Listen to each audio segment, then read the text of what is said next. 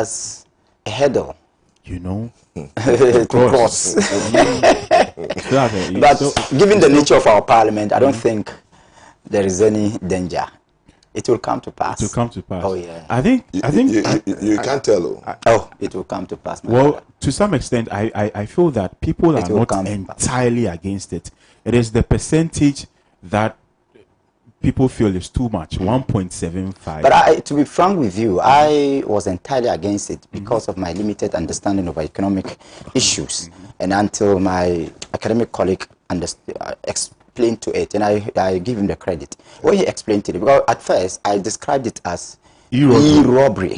Yes.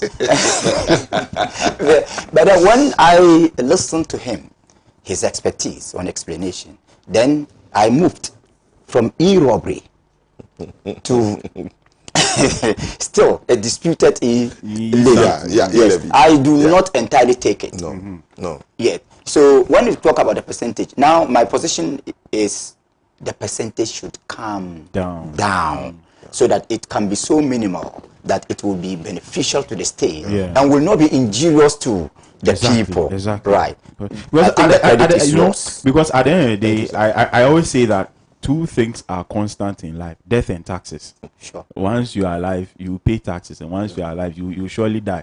So, and every country needs. The little point I will add. Sorry for cutting. The little point I will add is this: look at the effort that we are trying in passing this through Parliament and then crafting the bill on e-levy. One day, an individual is just going to use a stroke of the pen and cancel this tax, just like we cancelled TOEIC.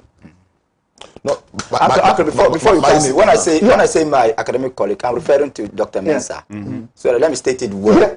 So the point I'm making is this: that we have some. The tax is very important. I agree completely. Very, very important because we need money to run the country. Exactly. Important. The efforts that we are putting in this, and if we were to calculate how much it costs to even discuss and coming to the end of it, have the bill becoming an act. Yeah. What is annoying is that it is a national effort, but one day one individual could decide to cancel it and just by the stroke of the pen, as happened with the two. Honorable, I agree to that. One day, you know, my stance is that, look, indeed, thank you for, this commendation. However, this particular tax defies the basic principle of taxation. You know, the telcos charge, I think, 1%. Yes. And that 1%, government taxes it. Yes. You know, the reason why the telcos would charge that 1% is because they have, invested in infrastructure. Yes. So the transfers, they have to charge you for that. Are you okay? And that income, because every income earned in this country is taxed. Now, the government is also going to levy we, the consumers, and that's a problem. Are you okay? However, we've gotten to a stage where the government, it will be very, very expensive to even borrow now. So what do? That's where we are. And I'm happy this particular parliament, they say we shouldn't call it a hang parliament, but it is. Oh, it is a hang parliament. Are you okay? This parliament, this would have been passed long time. There will be no consensus. They would have had their way, use the numbers and pass this without even engaging the minority and the citizens as to the rate involved. Look, the rate is so high. The 1.75. They should do something. CSOs have come out, and you see, this government enjoys this goodwill of Ghanaians. That everybody understands that we are going through financial, crisis. Okay, it is true. The budget tells everything, and if there are people who are even doing the education on behalf of the government, exactly, and they're telling you that, please, the 1.75 is too much. Yes. So do something about it. Look, you can't have your way whenever you want to do something. It's very, very important that the government should do something about the rate. And for me, I'm even interested in not keeping this tax forever. It should be time-bound. we want to address an issue. Once we meet that target, we should just cancel this tax. Exactly. Because you are taxing people's capital. Yeah. Why should I suffer for transferring money to you, which you are going to use to consume? Why? So you are now scientifically justifying my e-robbery claim. No. It is just a matter of, and sometimes I don't like their posture. Yes. The communicators, as if it's mandatory. Yes. You are appealing to the people to address a difficulty we are facing as a country. Sure. So it should be diplomatic. So let people know that, look, we've gotten to a stage that we need to take this austerity measure to put the economy on track. Look, the e-levy alone will give us about 7 billion Ghana cedis. 7 billion Ghana cedis, which the road tolls will never give us. The road tolls is about 79 million Ghana cedis, not even a billion. So Doc, my problem is the 15% service tax the government is added. So, and if we have to be efficient in our tax collection, exactly. My uncle, I mean, you say e-towing now. So what you mean is that you want to say we should make the toll e-towing? Yes. So uncle, you know, my problem is not the generation of the funds, of the revenue, but the proper utilization. What is the guarantee that when we are able to generate this amount of money you've mentioned, it will not go into VAs, to go to nourish private individual, private jets, presidential jets, activities that are indicative of comfort. Yes. Instead of satisfying the common Ghanaian. What is the guarantee? And that's what my concern is, that even former President John Rawlings, may he rest in peace, who metamorphosed from a military dictator to a constitutional president, had to listen to public opinion in relation to the VAT. And I always say it with pride that I covered the Kumepreko demonstration. It was the Kumepreko that shifted the hand. Yes. Rawlings had to withdraw, repackaged it, reduced the rate, and then resent it to Parliament. You see, so at the end of the day, at least it was a record that he listened to public opinion. That is democracy. Why can't this government also listen to public opinion? So I think right now the issue with the e-levy is the fact that the 1.75% is too much. It's unreasonable. It's daylight robbery. And you know, talk about daylight robbery. There's a history behind the word actually. So in the 16th century, King Henry III of England or so, he introduced a particular levy that houses or homes which had more than 6 windows, they will pay that property tax. So when people realized it, what they did was that they counted their windows. If it was more than 6, the excess windows, they shut them, they bricked them. So it prevented daylight from entering the room. So that became daylight robbery. The daylight robbery tax. I feel to some extent this e-levy, the 1.75% is just too much. But Dr. Mensah, you're an economist. What would you say is an ideal percentage with regards to the e-levy? You know, there's this talk about the propositions about 0.5 to 1%. Okay, now let's look at it from the transaction point of view. Today, if I'm sending 1,000 cedis to you, okay, what it means is that I'm already paying the telco 1%. That's 10 cedis. 10 cedis. Okay. Yeah. Now, and that's 1%. Now, if the government is going to tax me for transferring that money to you, it's taking 1.75 more than even what the telco is charging me. How? That's 70. Like almost 200% increase. you know, so we are looking at the figure in its relative terms that what the investor had even committed to, in infrastructure, and is charging us. You are even charging more than what the person is charging me. Even if you have to tax that transaction, you need to tax it at more than what they earn. And it will, you see, at the end of the day, the final consumer is the one who suffers. And when this happens, it has several implications, both economic and political fortune implications. Yes. Not for the opposition, for the party in government itself. So sometimes you wonder whether indeed some of these issues they don't take into consideration the impact on individuals. Sometimes impunity makes them behave that way. Oh, I'm serious. Sometimes impunity. So that's why I said this parliament is good. In fact, for the next few years to come, I wish we have similar parliament. And I'm just hoping to witness the day or a period that we have a certain government and then a minority in parliament. Yes. Yes. Now, so presidential the issues of STS will not emerge again at all. Issues of going for loans in salons will not emerge again. Okay, and they will be compelled. The two divide. I mean, the two sides of the house will be compelled to respect compromise. Exactly, as has been espoused by His Royal Majesty. Yeah, you see, and then compromise is very important. Compromise is important. Yes. People are talking, I don't know where that idea is coming from, that parliament should not frustrate government policy. It is not government policy.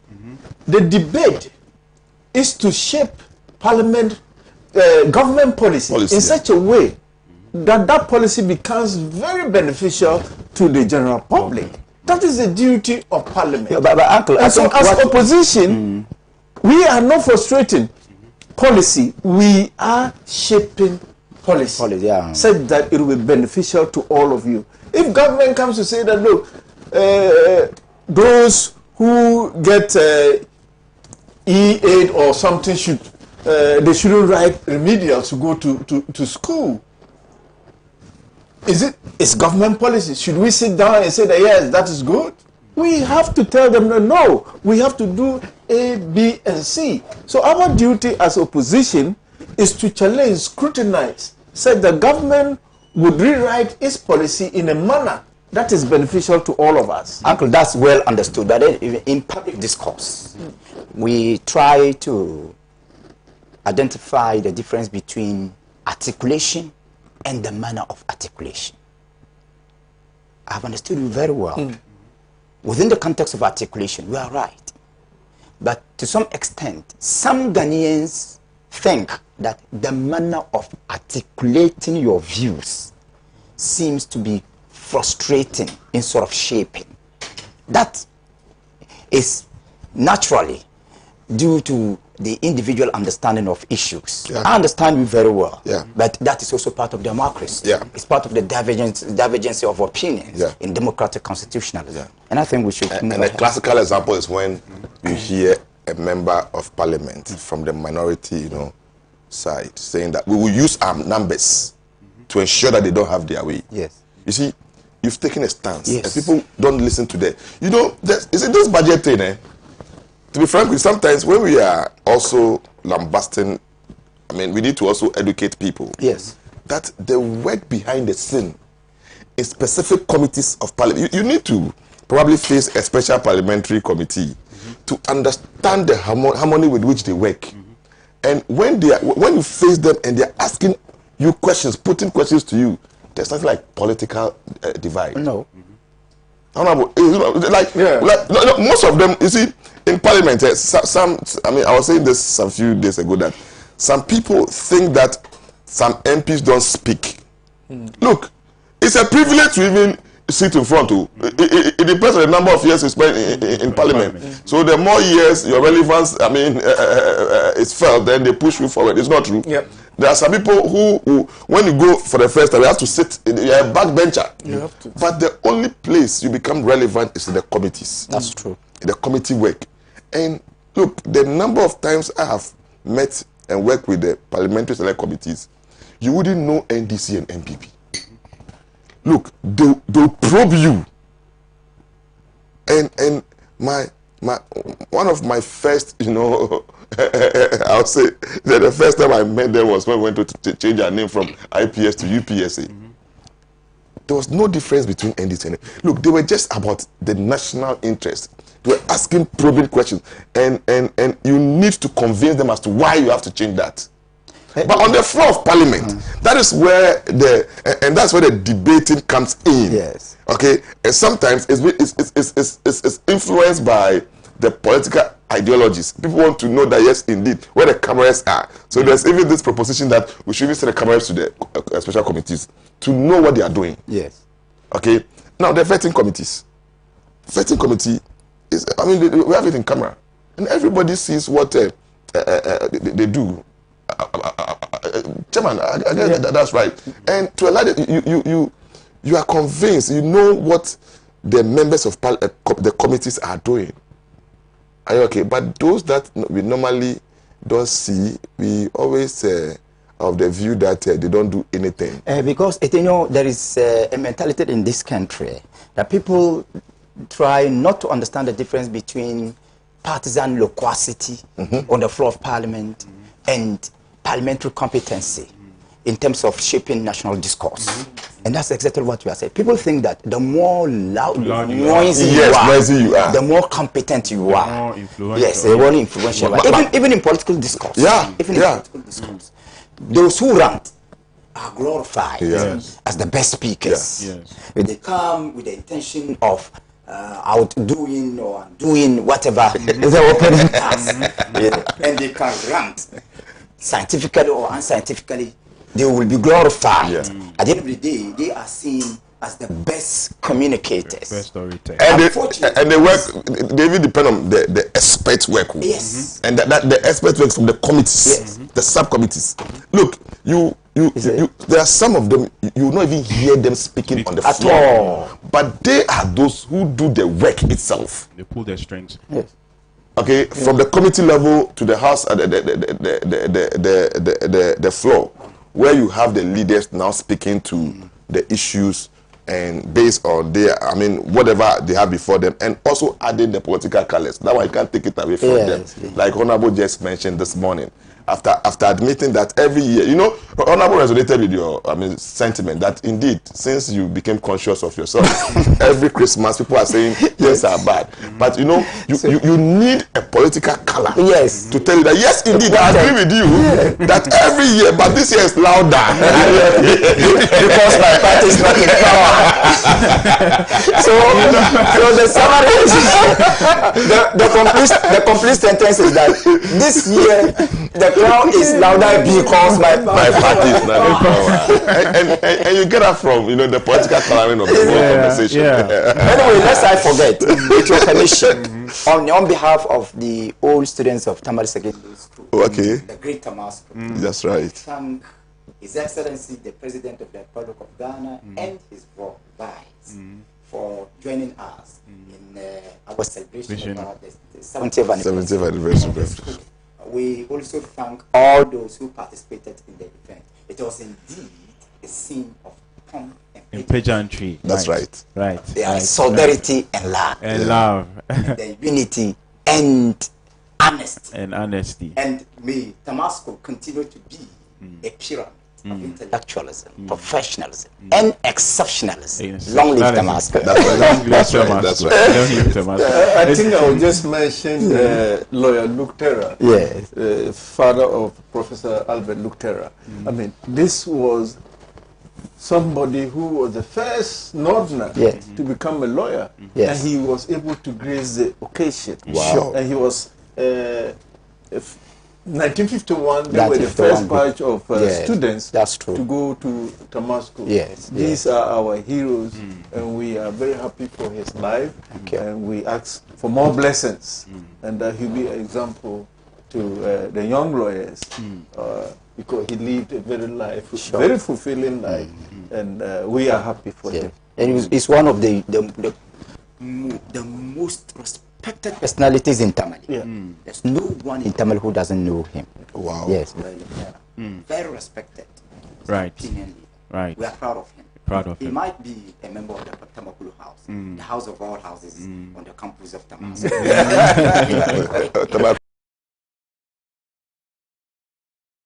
to the to our discourse. We are far behind time, but I think the discussion we've had is also in the national interest. Yeah. I think it's very interesting. It has been interesting.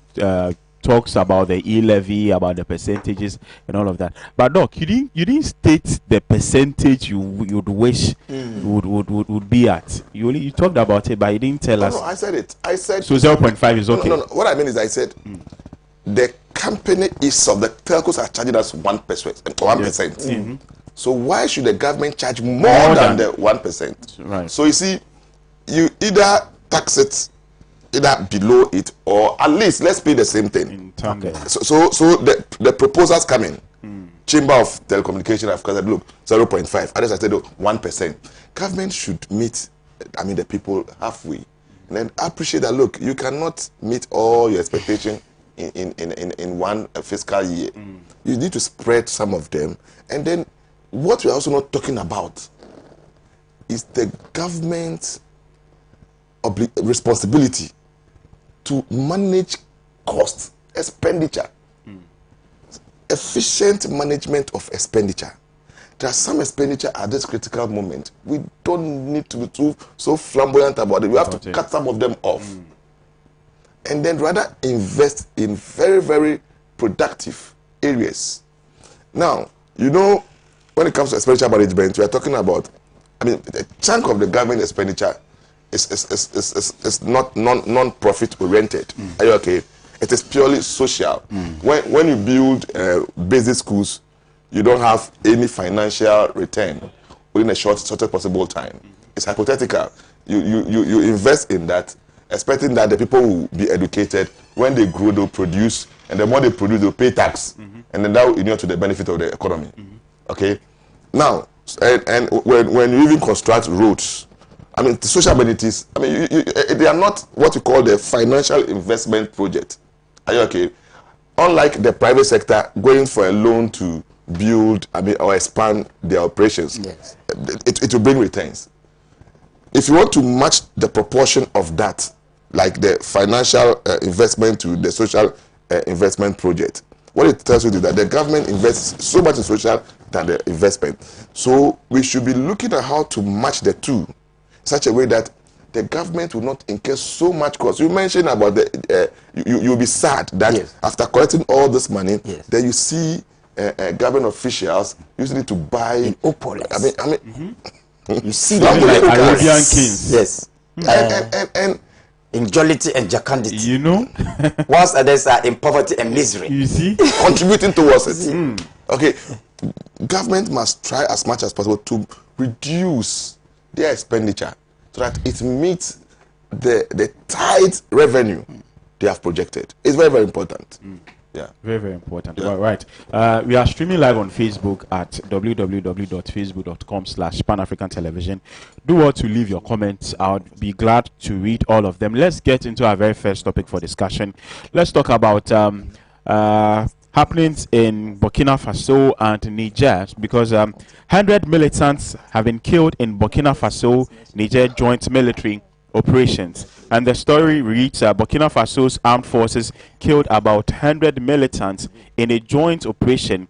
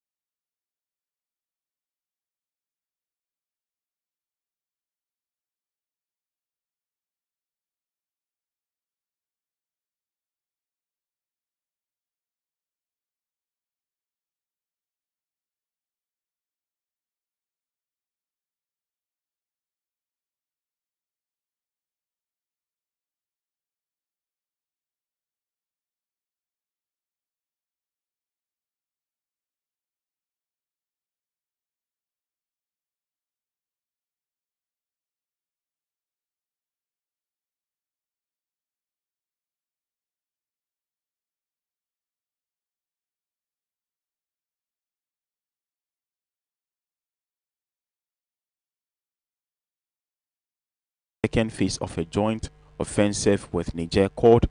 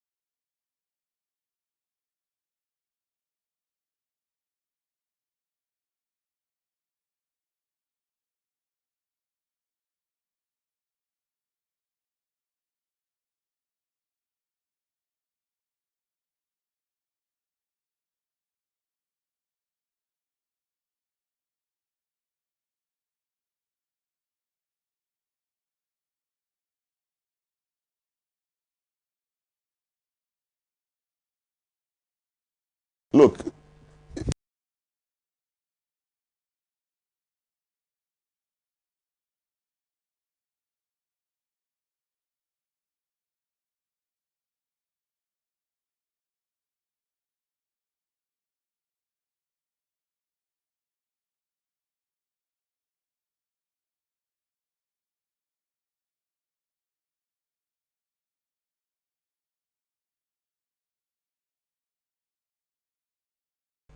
this are disgruntled Africans, and we know what they want. All they want is economic empowerment. Yes. Look, in some part of Ghana is fortunate. I always say Ghana, we are fortunate. Very, very fortunate. Huh? Because this Mali, Niger, Burkina Faso, who are just on top of us. As if there are some communities treated as if they are not part of the country. And people are being enlightened on a daily basis. So indeed, if you don't provide me as a government, you don't provide me water, and somebody can provide me, I will hold allegiance to that person. And that is what is happening. Africa must try to use the alternative to fight some of these militants than to be fighting them on the war front and then losing productive lives. In fact, lives of productive lives. It's unfortunate. I think our respective governments must look at using dialoguing, are you okay, than the strict force, the military force to solve a problem which you cannot solve. Look, these militants, they are invisible. Look at the suicide bombers. How can you identify them? These are people who have accepted that, look, without doing this, there's nothing to fight for. We should be researching into areas of, in such areas to unravel the mystery behind some of this indoctrination.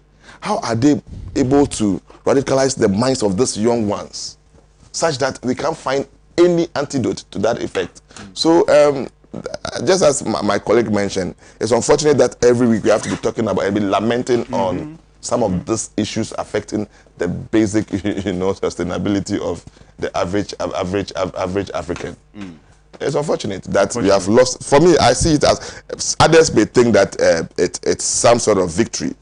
They've made headway, but losing hundred souls.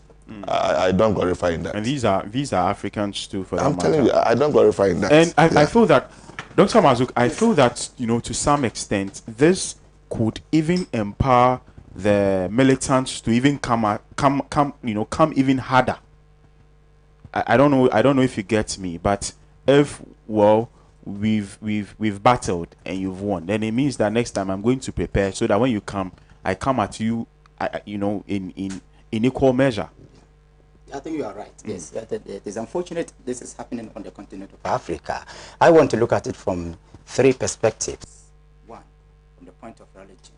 Two, from the point of governance, that is leadership.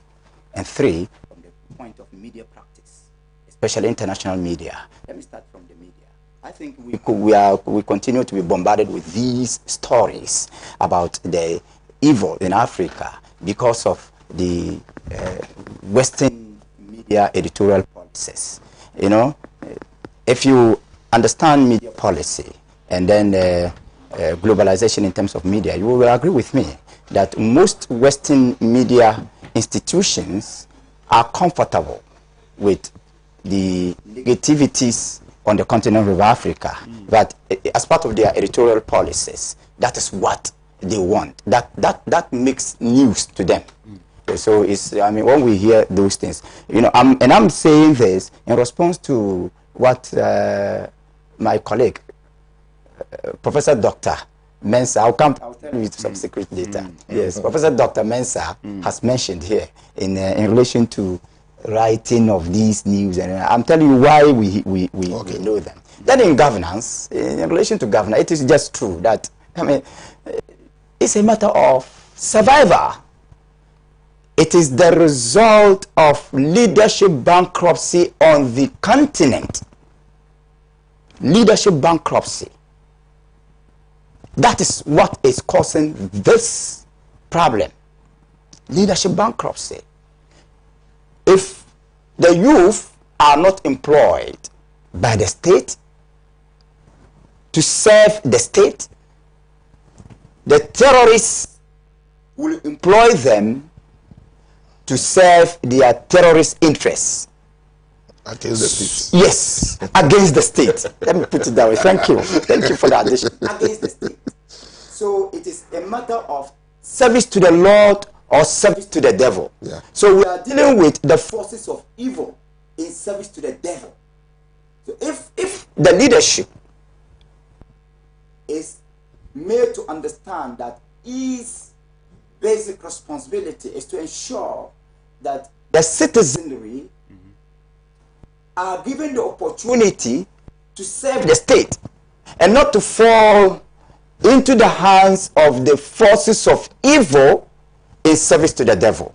So it is about leadership bankruptcy. And I think African leaders should examine that in relation to religion, purely. And look at the choice of words. Islamic militants. Islamist. Right? Not Arab militants. Not Burkina Faso militants. Nigerian militants. But Islamist militants. Because most of those who do that, sadly, are Muslims.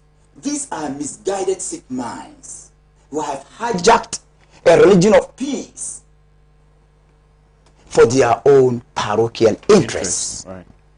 Go to Quran chapter 5, verse 32. And Almighty Allah says, من قتل نفسا بغير نفس أو فساد في الأرض فكأنما قتل الناس جميعا. He who kills a soul without a justifiable cause, either without any form of proper trial for killing another person or just for nothing, that person can be compared to the one who has killed the whole world. So killing itself is un-Islamic, is un-Quranic. Killing without any justifiable cause. And that is, the Quran is smart. The Quran wants to live in line with the trends of contemporary society. Even in criminal justice, there is permissible killing, right? You agree with me? Yeah. Yes. I mean, capital punishment for murder. Yeah. If you murder and you are tried by a court of competent jurisdiction, the verdict goes against you, you can face capital punishment. Yeah. That is death. So there is permissible killing. That's why the Quran is saying that if you kill without any justification, even in criminal justice, in contemporary criminal justice, there is permissible killing. So it is in line with the contemporary criminal justice. There's no killing at all. You go to other places of the Quran, وَإِنْ عَاقَبْتُمْ فَعَاقِبُوا بِمِثْلِ مَا عُوقِبْتُمْ بِهِ وَلَئِنْ صَبَرْتُمْ لَهُوَ خَيْرٌ لِلصَّابِرِينَ. If you are wronged, you are at liberty in the interest of social justice to wrong the same way, to retaliate the same way. But if you exercise patience, it is better for those who exercise patience. So even where you are given the opportunity to retaliate in the interest of social justice, you are still given an option, and that option is patience. Based on tolerance. So there's nothing terrorist about Islam. So when people claim to be Islamic State and their operation is to kill and maim others, then but on the basis of the Holy Quran, we can confidently say that they are neither a state nor Islamic. They are neither statal nor Islamic. They are sick minds who have been able to hijack our religion for their diabolic agenda. But let me also state it clear that we also have a duty. Those of us who argue that Islam is not a terrorist religion have a duty to save Islam from the manipulation of these sick minds. Right. The best way we can do that is through proper education. Thank you. Thank you very much. Dr. Roberts, briefly. Yes, my two colleagues have exhausted the matter in such a way that I have very little to say, particularly when our new prof has decided to hide his title and not celebrate with us. Yes. But he cannot escape. He cannot escape. So let me start with before you go. Today, the year of our Lord, 15th December, right? We are here, and we are humbled and honored to be part of a panel whose member has become a professor of accounting. Thank you. Wow. Congratulations. Thank you. So after now you can and that is Professor Dr. Mensa. Professor Dr. Mensa. So now he has to speak first before we speak. So those are the MCR writing the names, please. I think I've done the Professor Dr. I'll comment. You know, the VC is a colleague member on the Get Fund board. Yeah. He and I belong to the Get Fund board. So I will commend him. I'll give him a special commendation for making my friend professor. Professor. Dr. Amato, congrats. Thank you. And you deserve it. Yeah. So the issue of militants, 100. When the headline says 100 militants killed, I'm sure there are more than 100. Yeah. Because you can't get the exact number in such a war. Combined forces of Burkinabés and Nigerians. It's sad, as my colleagues rightfully mentioned, that this has happened. But one good thing about my other colleague, he also talked about leadership in Africa, and which is failing us and has put our youth in such difficult situations and making them join some of these rebel groups to cause more mayhem and poverty. Because as you fight amongst yourself, there's no chance for food production. There is no chance for anything useful that would uplift your economy. The other issue about leadership that I will commend the President Kabore is the fact that in fighting this war, he tries to be austere. He has reduced his cabinet from 34 to 26, such that they can push the resources to where it's needed most. I hope our government that is trying to introduce such a very draconian tax will learn from things like this. We need to reduce our expenditure. We need everything, yes. But it's not everything that we need that we can provide at this moment. Certain things can be pushed so that we deal with the emergent situations of poverty, of lack of feeding, of lack of access. This is what we need at this time. And so I commend the Burkinabe president. I'm sure he is going to be unpopular within his own party for reducing cabinet to 26. And it is just our hope that all other West African countries will also learn that, look, let's find ways of satisfying the youth. Let's not make them militants. Let's create a situation that is conducive for everybody to have a decent life. When you have a decent life, there's no way they will give you a gun for you to go to the battlefield and you will go. You won't go. But if you see that you don't even know where the next meal is coming from, you would take the gun and probably say that, oh, I'm going to work for 3 or 4 days and put my gun down, and you may end up dead on the battlefield. So we're hoping that other West African countries will learn from these things, and let's stop killing ourselves and make progress. Let me even emphasize your point. And I had the opportunity to attend a United Nations conference, workshop, right, at Pram Pram. And we were told in plain language that some of these sick minds who have been radicalized and brought into the mainstream society run back to the terrorists. They think that they are more comfortable with the terrorists than they are in the Nigerian or any of the Burkinabe society. You can imagine. So that emphasizes the leadership bankruptcy of the continent of Africa. How can a soul that has been saved from the house of the Satan run back to the same Satan? Satan, I want you. I'm telling you. It means that the person who went to save him is actually even worse off than the Satan. Exactly. I'm telling you. And we were given pictorial evidence. We're not just giving words, we were giving pictorial evidence. It was so scandalizing. Right, thank you very much. Let me do a few Facebook messages before we progress to our next topic. Okay, this one says, Abdul Basit Zongo Pioneer in Kumasi, Ghana government is doing its best to control COVID, and the vaccine issues is clear for all to see because the president wants to protect Ghanaians. God bless Honorable Fremau Pare, Honorable Alaji Mumuni can come. Right, thank you very much. Felix Minta says, good morning. Ghanaians should ignore the propaganda of the NDC and embrace the e-levy being introduced by this competent government. We can't talk about development and jobs without contributing our quota through tax to achieve this success. Let us all support in making Ghana better. Right. Thank you very much.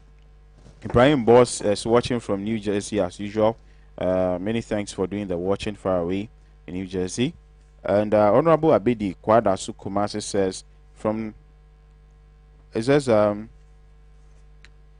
kudos to President Akufo-Addo's government for the establishment of first ever TVET second cycle institute. Okay, thank you very much. Chairman Opambo says, good morning, fantastic host.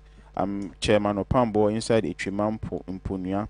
Please let me use your platform to commend President Akufo-Addo and his best agric minister, Dr. Usuifi Akutu, for instituting farmer-friendly policies. These are not serial callers; they are serial messengers. But it's good that way. Oh yeah, of course. It has always been. Yes, it is good that at least we have. They are also watching. Yes, it's good. Yes. George Nkono says, what e-levy are they talking about? E-levy for the government to buy luxury jets and other unnecessary things.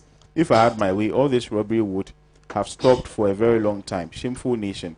George Nkono from Angloga in the Volta region. Says Mohammed Abdul Razak Ali says, good, bless. I want to hear Dr. Malto's opinion on the budget allocation for the Jubilee House against the agric and energy ministries. Does it make sense? These are some of the things that discourage the citizens to pay more tax.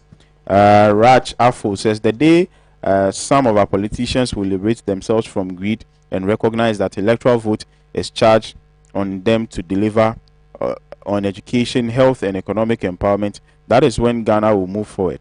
What our politicians must know is that politics in 21st century is about cross-fertilization of ideas and leadership.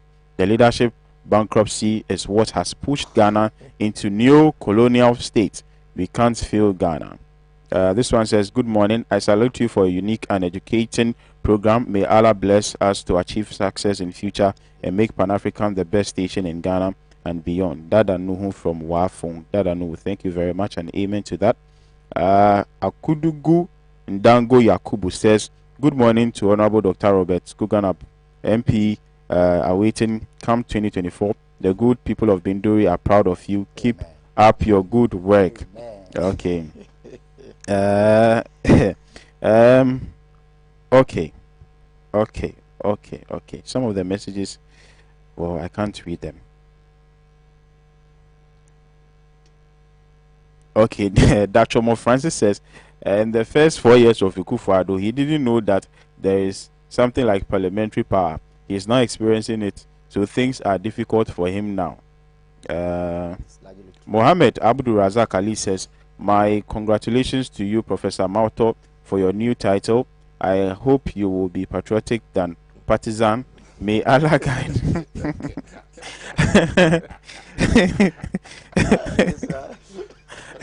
Punchline. Mohammed, don't worry. I've always been. I'll compare him to his patriotic. Mohammed, you are my namesake. I will compare another namesake because I'm also Mensa.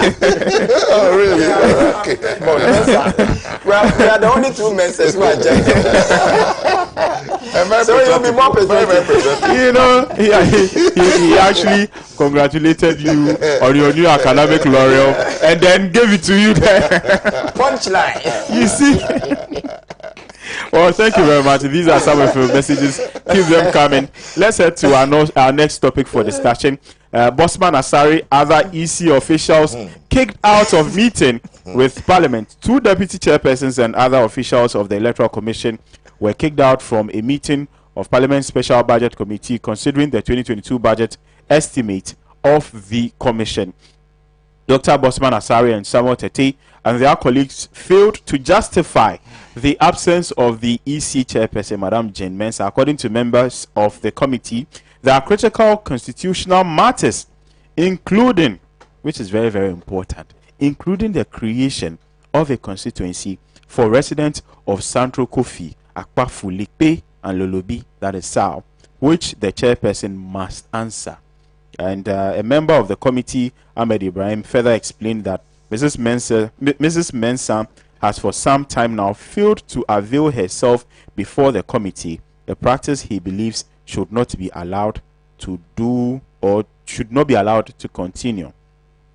Kwesi Parker Wilson, the first deputy minority whip, observed that until the physical appearance of Jane Mensah before the committee, they would not consider the budget estimate for the commission, because this is the only committee that has oversight of all the constitutional bodies. All the other constitutional bodies have been here by their chairpersons and chief executive officers, so it would not be fair to them. He added that the last time Jane Mensah had failed to be present at the mid-year budget performance review. Okay, so this is the issue. We know the reasons for which the committee are saying that the chairperson of the commission should be present. They talk about very, very, very important and cogent reasons.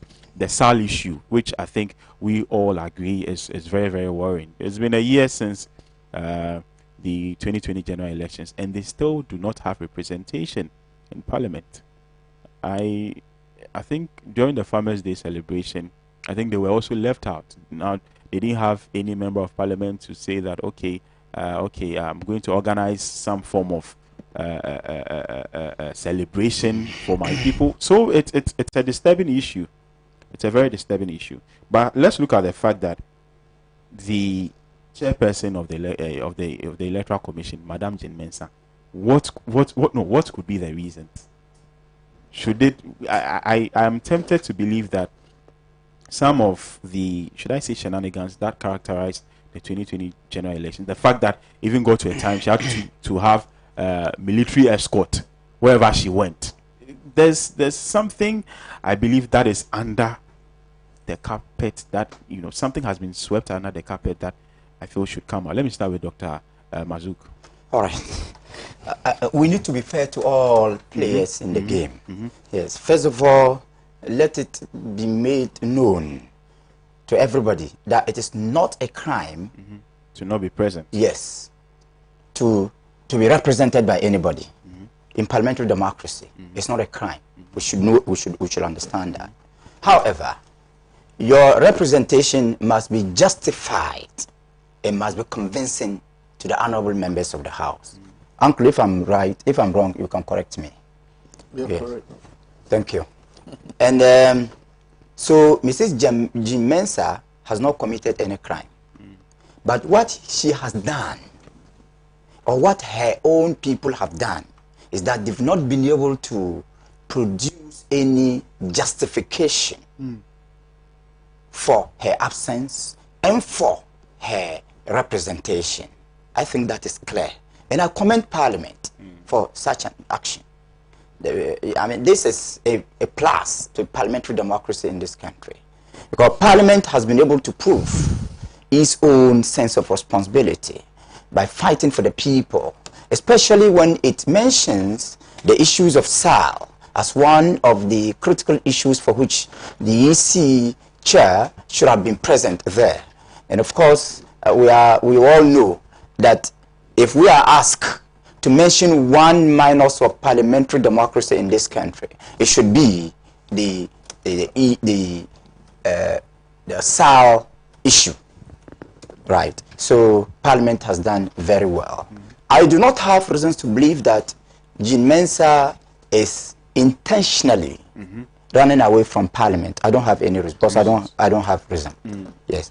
What I know is that as a leader of a critical constitutional body, she might be very busy, and that is why she has deputies. I don't have any reason, and I'm not going to conjecture, because this is something about someone's integrity, so I will not conjecture. Right. But then, if she knows very well that she cannot attend, I think she should empower the people so that they can present whatever is justifiable to the Parliament. But let me also add that once Parliament has been able to prove that it is responsible, I think it is also important for the members of the House to continue to conduct themselves in a manner that will justify their own honorability. And I'm saying that in reference to what happened in Parliament during the confusion arising from the budget presentation. I think Parliament has been proud. We should all be proud of Parliament, but as a growing institution, it has a responsibility to maintain sanity among its own members. Right. Thank you very much. Dr. Robert Kuhn. Yes. Of course, they cannot find any justification for Jean Mensah's absence, because her absence was deliberate. I knew Doctor was going to beg to differ. I knew he would beg to differ. The worst thing to have happened to Ghana's democracy is the appointment of Jean Mensah. The worst thing. Jean Mensah was not appointed to conduct a free and transparent election for the people of Ghana. She was appointed to ensure that Nana Akufo-Addo wins the election. Simplicity. And therefore, she has accomplished her task. She doesn't really want to be EC boss anymore. She has accomplished her task. And that is why she cannot face any other person. Evidence. She can only face Nana Akufo-Addo. She can even go to court and then account to the people of Ghana how she conducted the elections. She cannot go to Parliament and tell Ghanaians how he spent the taxpayers' money to conduct the elections or to create the SAL district. She is extremely dishonest. She is extremely a dishonest person. Evidence. Ghana cannot make any way forward with this lady because she had a simple task. The task to ensure that Nana Akufo-Addo wins the election. I was in Parliament when Charlotte Mensah came to meet Parliament. Charlotte Mensah was turned upside down. In and out. The sort of questions they were asking Charlotte, you will break down. Humiliated the lady just because they wanted her out. The majority in Parliament, or the majority group in Parliament, they can ensure that Jean Mensah comes to Parliament to account to the people of Ghana. But they are not interested. They are not interested. Because she has finished Because she has completed her job. such a very important position that was held with envy.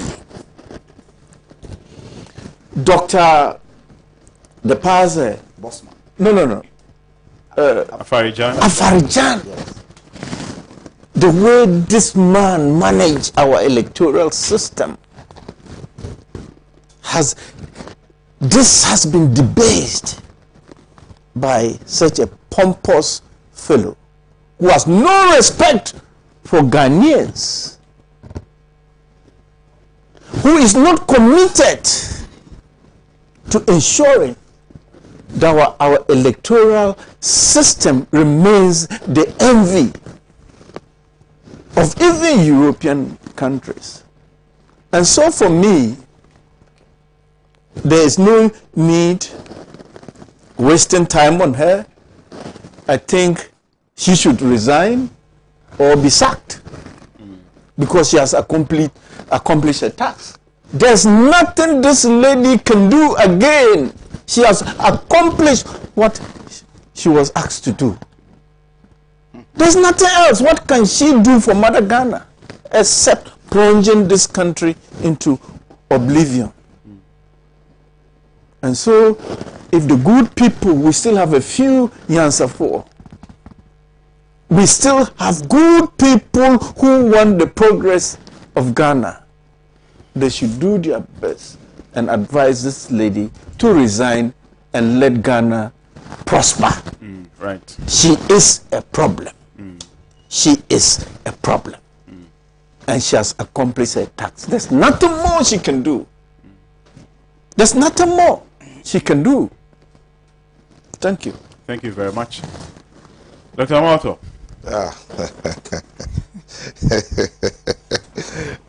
Bless. Professor Dr. Amato, I beg your pardon. Bless. Bless. The truth. Prof, she knows that. They told him not to be partisan, Prof.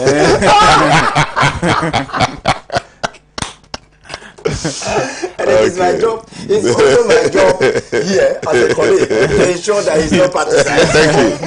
Thank you. But I've always said that I've never been neutral. I always take a stance. Yeah. I take a stance on my submissions. Yeah. So I've never been neutral.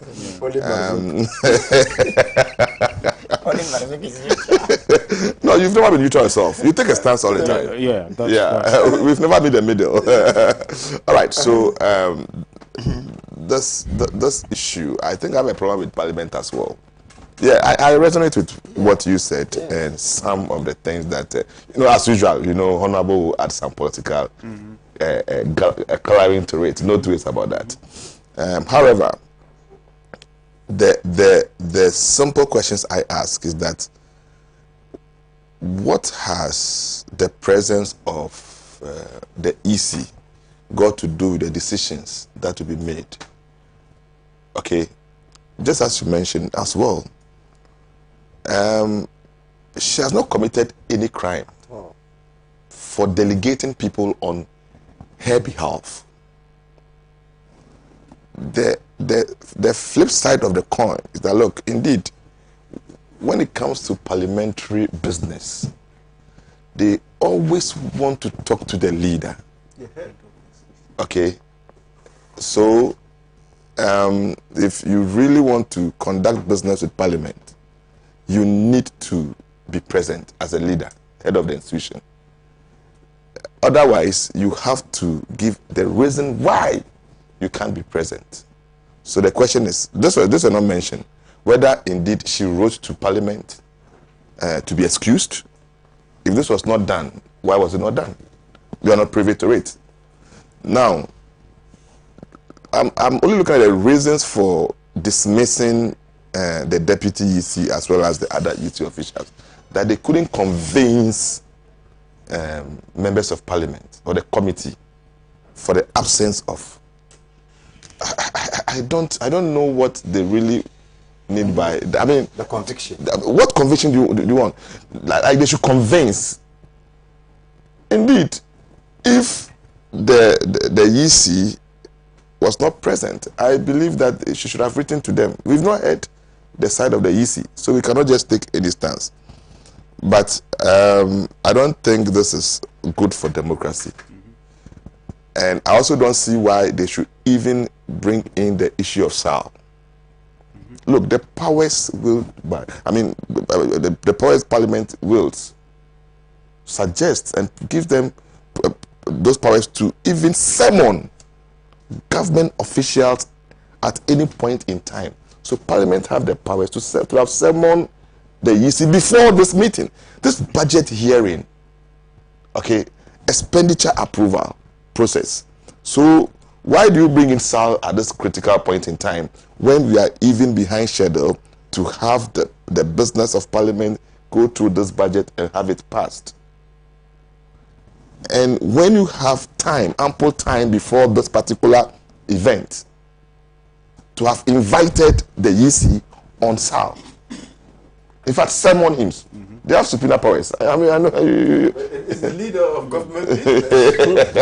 Prof, let me permit me to disagree with you. Yeah. You know, our business. No, that's okay. You know, I disagree when you say it's not good for democracy. I think it is the best for democracy. In democratic constitutionalism, we need such instances so that we'll be given opportunity to discuss, to shape governance. Okay. And even if it goes to a point where we need to go beyond Parliament, go to the judiciary, go to the Supreme Court for interpretation of relevant matters, these things are good for democracy. Number one. Number two, when she refuses to talk, what will you do? Yes. You can send her to Supreme Court. Yes, yes. So number two, they have every reason to mention SAR. You know why? We are yet to conduct elections there. So they may want to understand the kind of money allocated for the conduct of the elections in SAR, right? I think it is all part of that budget. So they have every reason to raise any issue in relation to the operation of the EC. I think that is the area of my... So that is where I also agree with you.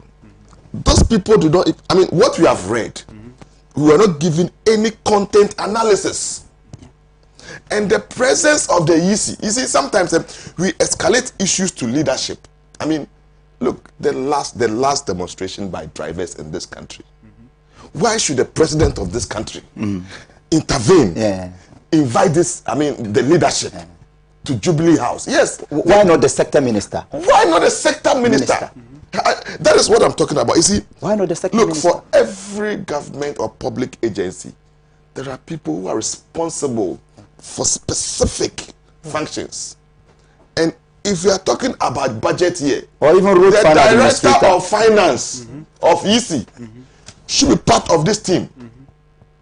The EC herself may not be able to even explain some of the figures. We are talking about, see, the caveat here is we are discussing budget. Not SAL is a major legal issue. And I believe that even if they invite the EC with respect to the SAL issue, she would have even brought in a lawyer, because it has both legal and some other implications. It has legal and electoral. Now, so you see, legal and here electoral. we are talking about budget. I would have been so that okay with the fact that they were discussing a particular issue in the budget, for which reason they need the EC, and the EC was not there to respond to it. And now we can even flag that one alone. It delays government work. It delays parliamentary work. Consider the item. What has EC got to do? You see, that's why I say, see, did Parliament invite EC specifically to be there? Else, we don't need EC there. You need EC, maybe EC chair. You may not need her there. Are you okay?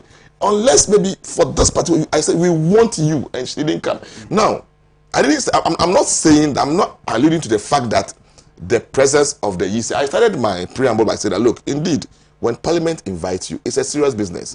So whatever you do, you need to leave and then go and attend to it, especially certificate of what you call this agency. I mean, we are talking about your budget. You can't sleep. If you're a leader of an organization and they are approving your budget, you need to be there. Are you okay? But to justify the figures. Justify the figures. Okay. But the fact that we're not told that, I mean, there was any meeting, they started the business, and then they were looking for something for which they couldn't find, and the fact that there was issue of SAL, which to me, I think Parliament has the powers to have invited the EC before Parliament. I mean, budgetary discussions. That is my opinion on that. However, what I want to probably espouse with respect to this particular thing is that, yes, indeed, Parliament should also respect respect agents. Dr. Bosman is not just an EC official. He's a deputy EC representing the EC. So what at all do you need him to convince you? In fact, he represents the EC. At that point, the EC is represented. So why do you have to sack them? I mean, kick them out of Parliament? I mean, the news is that they were kicked out of Parliament. I know probably it will be more moderate than this. This is a little bit harsh. Probably they were told that, look, we need your EC, else we cannot attend to you. And this time, I'm very happy it's not coming from only the minority. So you see, I told you that when you are going to face a parliamentary committee, there's no NDC, there's no MPP. No partisanship. Right. Okay. It's about the work they are coming to do. So I want to even believe that even this one, it will shock you that it's even the MPs from the government side who maybe instigate this, that we need him here. We need it here. That's true. It's very possible. Right. Thank you very much. I think we are hard pressed with time, but let's try and marry the two other topics together. The share COVID-19 vaccines worldwide, Nana, to the European Union, and then the new aircraft will be delivered in 2025. If that's from the Minister of Defense, Dominic Nito. He says he's ready. I'll start with him. Just he has flagged all his points. Let me suggest before you even start, if Honorable had been fair to all of us and to the viewers, he would have, as an expert of public health, dealt with the COVID. And for the two of us. I will just spend about some few seconds. The president, you should leave it for us. But he should educate us on the vaccines, because that is his area of expertise. So that when it comes to the presidential jet, my colleague and I will deal with it. So the Minister of Defense, Dominic Nito, he has said, or he has put before Parliament, that if an order should be made to purchase a new aircraft, but we should also talk about the vaccine. You know, to purchase a new aircraft for the presidency. He said he's spoken to Boeing, and they are saying that it's going to take some 3 years for them to provide us a new aircraft. And before that, off air, we were talking, we actually had that discussion, the fact that the good people of Ghana who pay taxes, who have been asked to pay taxes, are suffering, and then the fact that the tax money could, will be used to buy these things, when, of course, we already have 2 presidential jets that have become, or that have, become Uber. That is, not in my words, by the way, that is how a member of Parliament describes it, has become Uber for African heads of state today. Oh, Nana, please let me borrow let me borrow your aircraft. I want to travel to so and so. Okay, you come for it. I want to travel here. Oh, come for it. Whilst the president himself doesn't use it. When he travels outside of Africa, he travels in a plush 14,000 per hour aircraft with with some very opulent features, like a state-of-the-art bathroom, cinema, and all of that. Let me start with Dr. Robert Kuanablem and the vaccine issue as well too. Let me talk about the vaccine and not go into the area of the aircraft, because all Ghanaians know that when the situation we are facing now, we should not be talking about purchasing an aircraft, right? And that whether it will come into 2030 or something, that is not relevant. What is relevant is, at this point, yes, we want an aircraft, but do we need it to serve what purpose? So I'll leave it to my other colleagues to talk about. But the issue of COVID-19 and make it available, I'm not excited about this comment. I'm rather depressed. I'm saddened that His Excellency the President will go once again, the bowl in hand, begging the EU. What has happened to Ghana beyond aid? What has happened to that concept? Ghana beyond aid. Make COVID-19 vaccines available to all.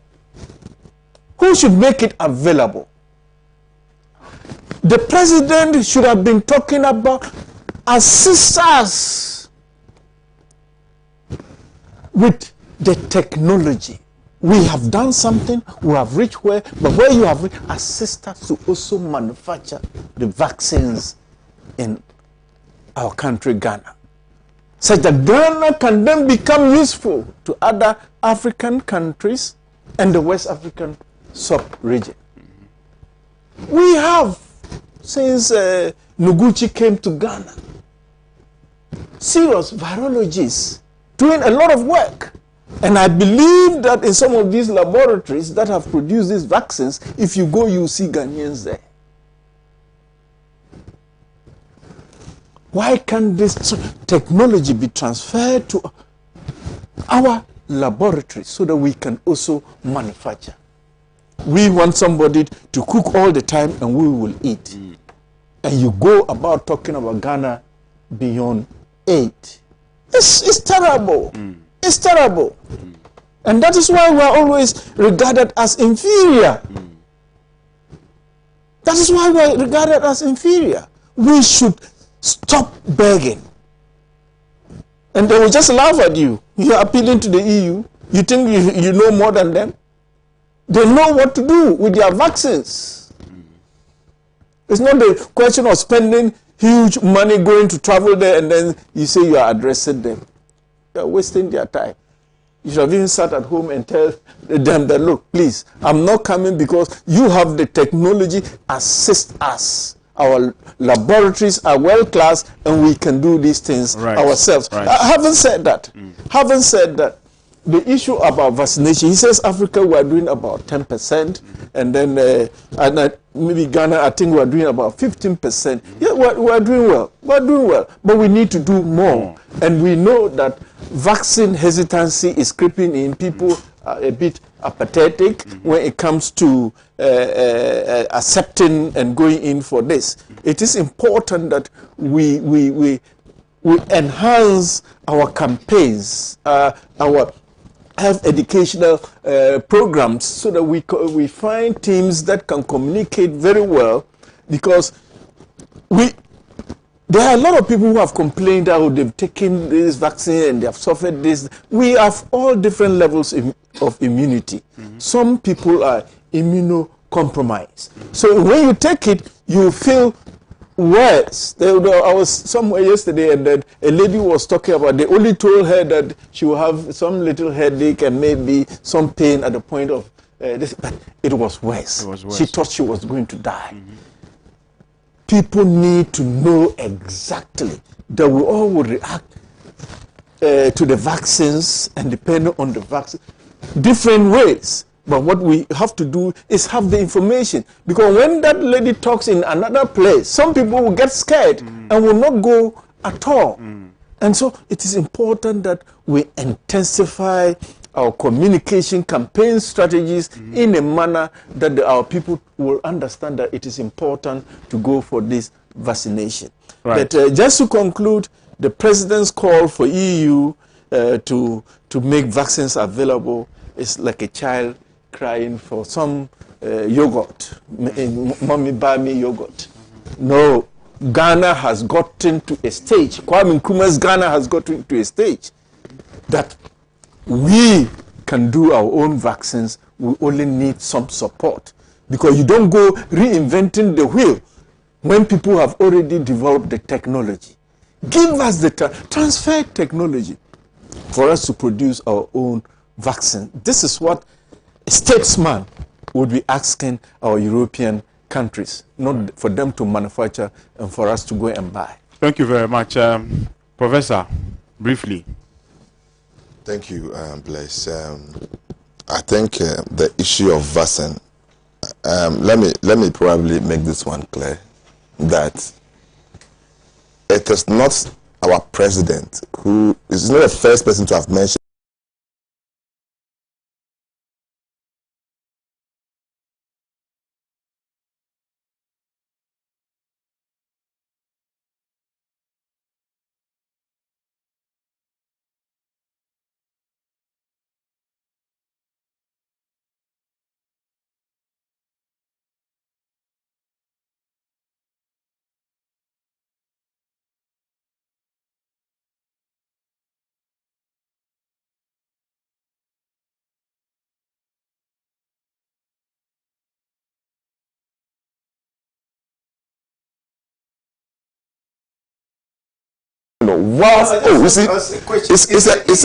Father Christmas. It's a global arrangement. I'm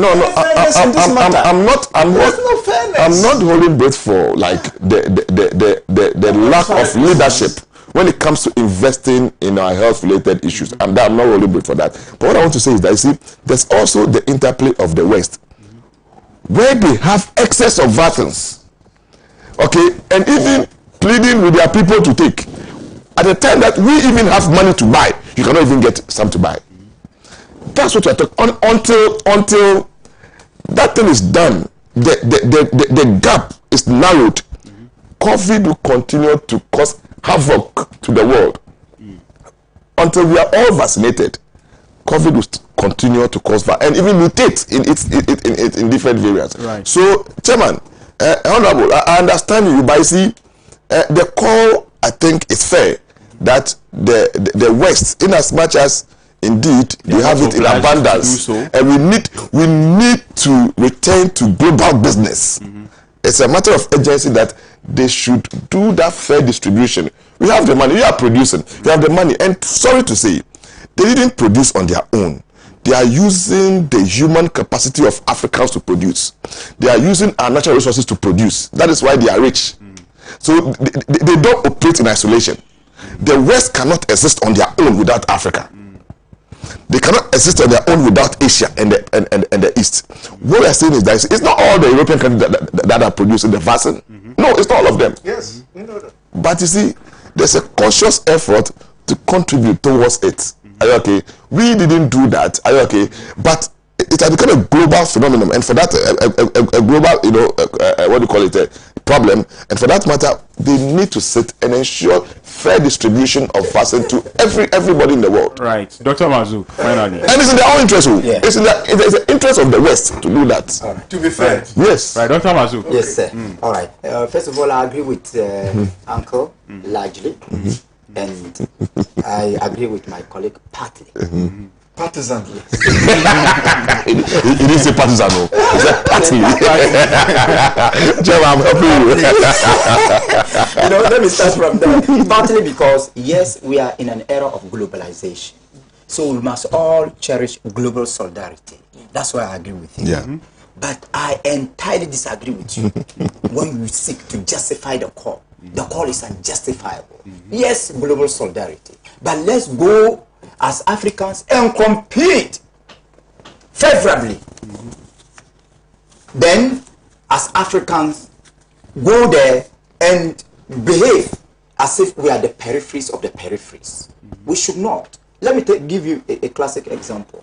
Largely, it looks as if, when pardon my words, largely, and I'm happy you've mentioned, it's not President Nana Akufo-Addo who started the call. Even long before, even as late as last year, right? Yeah, I think Ramaphosa was complaining about unfair distribution. Yeah, You understand that? Vaccine apartheid, vaccine imperialism, vaccine colonialism. These are all words couched. These are all terms couched by African leaders to court undeserved public sympathy. Global sympathy. And global sympathy.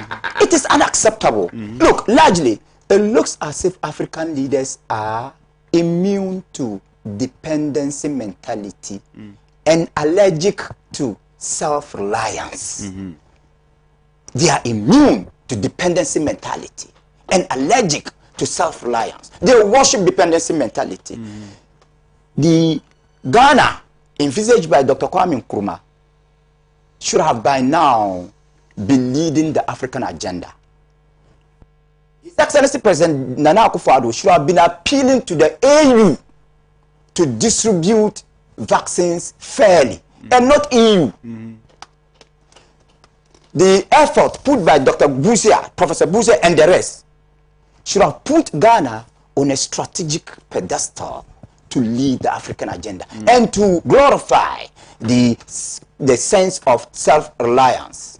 We are talking about using our people for the production. Why can't African leaders? Why can't African leaders also use other nationals, other people, to produce vaccines for the consumption of the whole world? Why? We can do that. It's a matter of priority. We have the scientists. We have the technical know-how, right? We have the expertise, we have the scientists. What we do not have is the will of the government for investment. We don't have that, right? And that is why we are suffering. Look, just imagine, my brother, just imagine, Prof. The West have been the worst victims of COVID, yet they still dictate to us. We you know, they still dictate to us in terms of COVID. They have become the worst victims, and their predictions were that Africa will be the home of dead bodies, that there will be dead bodies on the street. We never saw that, yet the West continue to set the agenda. So it is a matter of shifting the paradigm from dependency mentality to self-reliance. But let me conclude that with responsible leadership and by the power of the mighty law, in the end, we will not remember the discomfort of our struggle against COVID, but the comfort of our victory. Right, thank you very much. That's how we draw curtains on today's edition of the morning show, the newspaper review segment, Good Morning Africa. Many thanks to my guests who joined me here in the studio to discuss these very, very interesting topics for national, you know, for our country, Ghana. And yes, many thanks to Dr. Robert Kuganable. Many thanks to Professor Dr. Mensa Mauto, and congratulations on your new academic laurel. And we hope that it fetches you more money as much as you impart into, you know, other students who more patriotism. Thank you very much, Dr. Mazuka. So, and we'll see you again same time tomorrow. Bye bye.